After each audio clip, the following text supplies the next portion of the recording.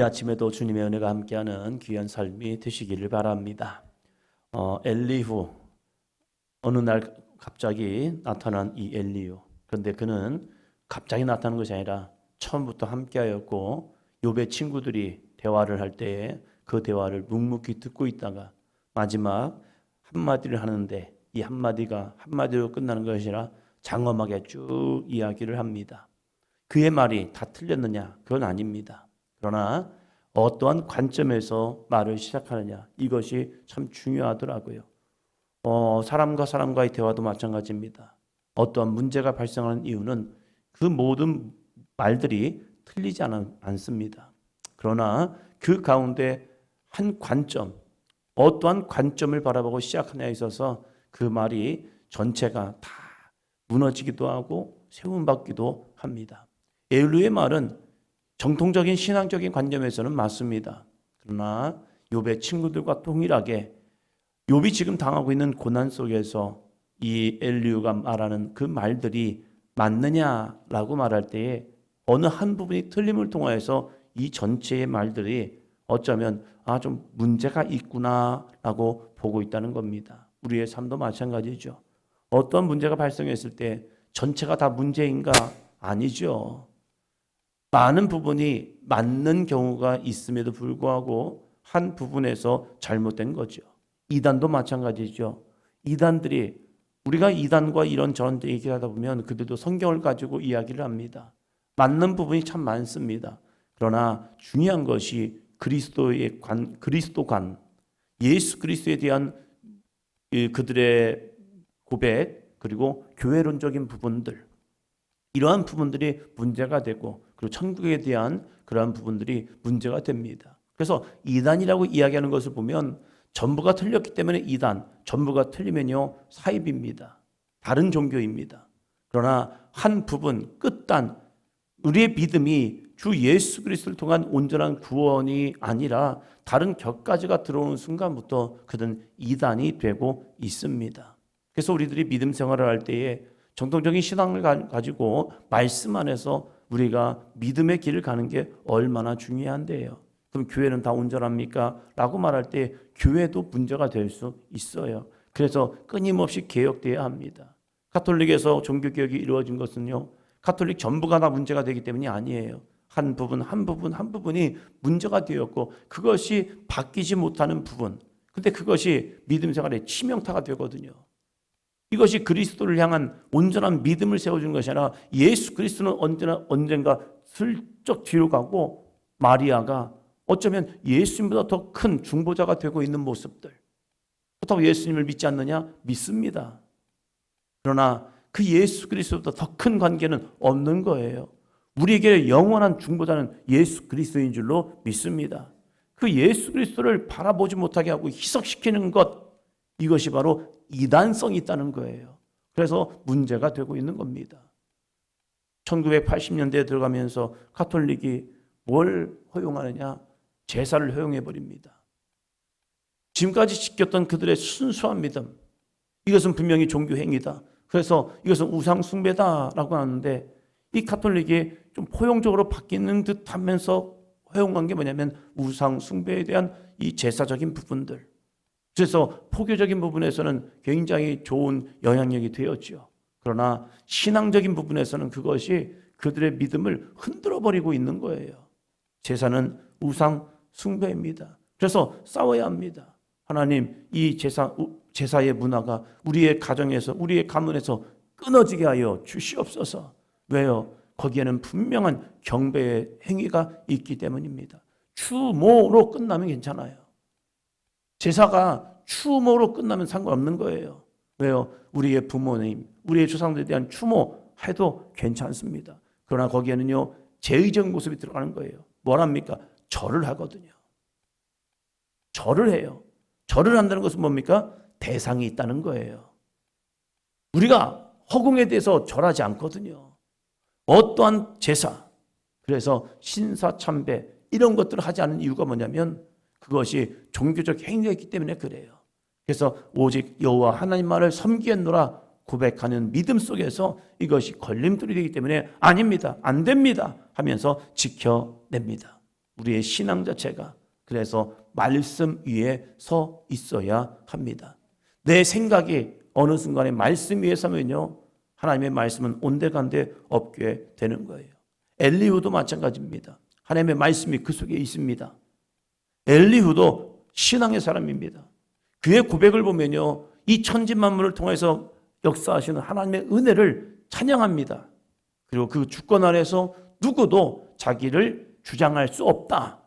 하나님의 엄청난 주권을 말하고 있습니다.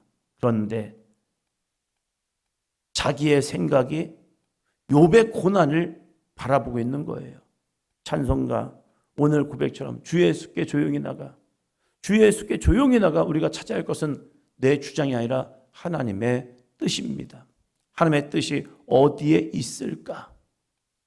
예수를 친구로 삼아서 주님의 뜻이 나의 삶 가운데 응답하여 주옵소서. 그런데 어느 순간이 되면요, 주님의 뜻은 온데간데 없고 내 생각과 내 주장만이 나오고 있는 거예요. 35장 6절 7절입니다.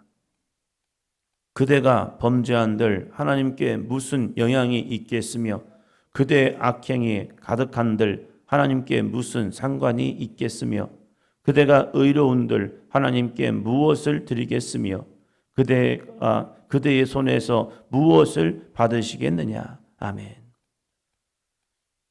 하나님께서 한 사람 한 사람, 그들이 선한들, 그들이 악한들 하나님께 무슨 영향력이 있겠느냐? 맞죠. 틀린 말은 아니에요. 한 사람이 범죄한다고 하나님의 역사가, 하나님의 통치가, 하나님의 섭리가 무너지겠느냐? 아니다. 맞죠. 한 사람이 의로운들, 선한들, 그것이 하나님에게 무슨 영향이 있겠느냐? 그러나 스바냐는 이렇게 하나님을 찬양합니다. 너의 하나님 여호와가 너의 가운데 계시니 그는 구원을 베푸실 전능자이시라. 하나님은 한 사람 한 사람을 보시면서 그 한 사람이 하나님께 돌이켜 회개하여 돌아올 때에 얼마나 기뻐하시는데요. 한 사람이 믿음의 길을 정말로 아름답게 걷는 그 모습을 바라보시면서 그래 잘했어. 하나님은 우주 만물에 편재하시지만 하나님은 그 한 사람 한 사람을 주목하고 계시는 그것이 하나님의 능력이라는 거예요. 우리는 많은 사람이 있으면 그 많은 사람들 군중 속에서 한 사람을 보는 게 쉽지 않습니다. 사람은 한계가 있기 때문에 그래요.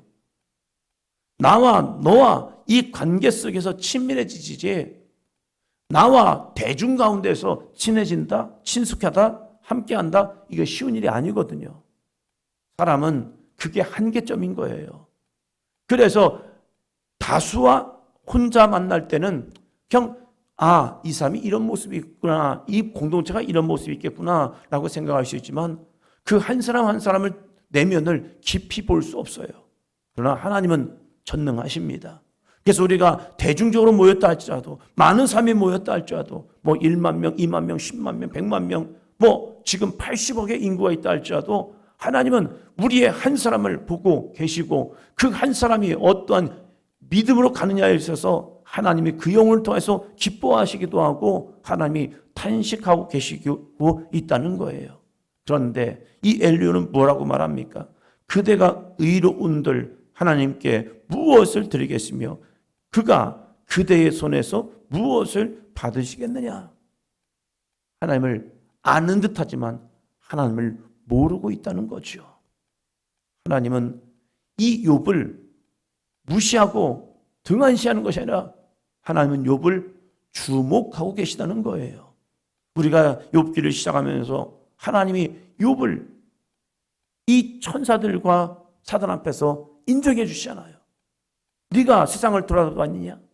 그 중에서 욥을 보았느냐? 야, 욥이 얼마나 아름다운 믿음의 삶을 살고 있는 줄 아느냐? 하면서 욥을 얼마나 칭찬하시는데요.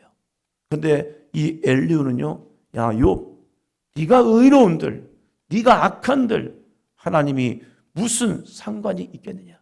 아니에요. 상관이 있어요. 오늘 우리가 믿음의 길을 올바로 바르게 간다면 하나님은 나 한 사람 이 모습을 보면서 기뻐하십니다. 한 사람이 죄악에서 돌이켜 회개하고 나온다면 하나님이 얼마나 기뻐하시는데요. 이것을 예수님께서 잃어버린 한 양을 비유로 말씀하시면서 99마리의 양을 이 안전한 곳에 내버려 두고 이 목자는 한 영혼을 찾아 나가고 있다는 사실입니다. 이 마음이 저에게도 여러분에게도 있기를 바랍니다. 하나님은 오늘도 우리가 어떠한 믿음의 길을 가고 있느냐 그 모습을 보고 계시다는 거예요. 15절, 16절 봅니다. 그러나 지금은 그가 진노하심으로 벌을 주지 아니하셨고 악행을 끝까지 살피지 아니하셨으므로 욥이 헛되이 입을 열어 지식 없는 말을 많이 하는구나. 아멘. 지금 엘리후가 욥을 바라볼 때에 욥이 당하고 있는 이 고난만 집중하고 보니까 고난의 이유, 고난의 원인이 무엇일까? 이것만 보고 있는 거예요. 이것을 한 과정으로 본다면 엘리후는 이렇게 말할 수 있겠죠. 욥 견디어내, 이겨내. 우리가 너와 함께 있어 줄게. 네가 당하고 있는 고난을, 네가 당하고 있는 이 문제의 원인을 우리는 알지 못해. 그러나 이것이 하나의 과정으로 볼 수 있다면 욥아 끝까지 이겨내 봅시다. 욥이요 한번 승리해 봅시다. 그러나 욥의 친구들이나 엘리후도 마찬가지예요. 이것을 결과로 본 거예요.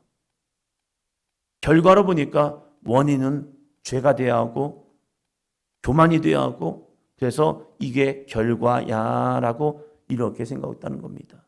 그러나 과정으로 본다면요. 이것이 넘어졌다는 것이 문제가 아니라 다시 일어나서 하나님을 향한 믿음으로 달려간다면 이것은 그의 삶을 더 존귀하게 만드는 모습이 되고 있거든요. 우리가 욥 전체의 삶을 보면 욥의 고난은 과정이잖아요. 이 과정이 결코 문제가 되지 않아요. 이 과정을 통하여 믿음의 삶을 잘 지켜내면 욥은 마지막 아름다운 승리자의 삶이 되고 하나님께 인정받고 그래 욥아 잘했어 라는 아름다운 의의 면류관을 얻을 줄로 믿습니다. 마라톤도 그렇잖아요. 마라톤은 참 힘들고 어렵습니다. 견뎌내는 것. 순간순간 그 마라톤을 할 때마다 느끼는 게 뭡니까? 포기해야 하나? 멈춰야 하나? 죽을 것 같은데? 그러나 이 마라톤은 과정이에요.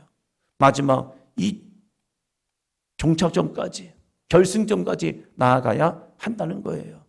이 고난이 욥에게는 끝이 아니라 욥에게는요 변곡점이라는 겁니다. 이제 38장부터 시작되는 하나님과의 만남을 통하여 욥은 변곡점이 돼요. 드디어 욥이 하나님을 만남을 통하여서 이 모든 고난이 끝이 보이고 있다는 겁니다. 그러나 이 37장까지 보면요 욥의 고난이 끝나지 않을 것 같아요. 그리고 그대로 그냥 욥의 고난으로 이 욥의 삶이 그냥 마칠 것 같은 마음이 드는 거예요. 왜? 너무 힘들어 보였기 때문에 그래요. 아닙니다.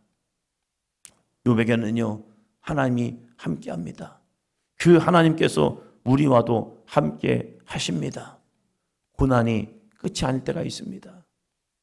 죽음이 끝이 아니기에 우리는 십자가의 능력을 붙드는 겁니다. 이것이 하나님의 나라 천국에 대한 믿음이죠. 그래서 성경은 창세기 천지창조로 시작하여서 마지막 요한계시로 뭘로 끝납니까? 새하늘과 새 땅으로 끝납니다. 우리의 인생은 하나님으로부터 시작하여서 하나님으로 마치지만 그 마침이 끝 아니라 영원한 하나님 나라의 안식입니다. 그래서 우리는 전능하신 하나님을 바라보며 주 예수의 십자가의 능력을 바라보고 성령의 능력을 힘입어 믿음의 길을 가고 있는 겁니다. 오늘도 우리의 삶에 이 아름다운 은혜가, 이 아름다운 능력이 끝이 아니야. 모든 것이 끝난 것이 아니야. 하나님은 여전히 나와 함께 하시고 문제를 통하여서 하나님은 하나님께 가까이 오길 원하고 하나님이 나를 얼마나 주목하고 계시고 얼마나 사랑하고 계시는가 이 믿음으로 나아가기를 주의 이름으로 축원합니다. 설령 우리가 죄로 인하여서 고난이 왔다 할지라도 죄의 이 문제로 인해서 내 안에 문제가 발생했다 함에도 불구하고 그것이 끝이 아니라 하나님의 부르심이구나.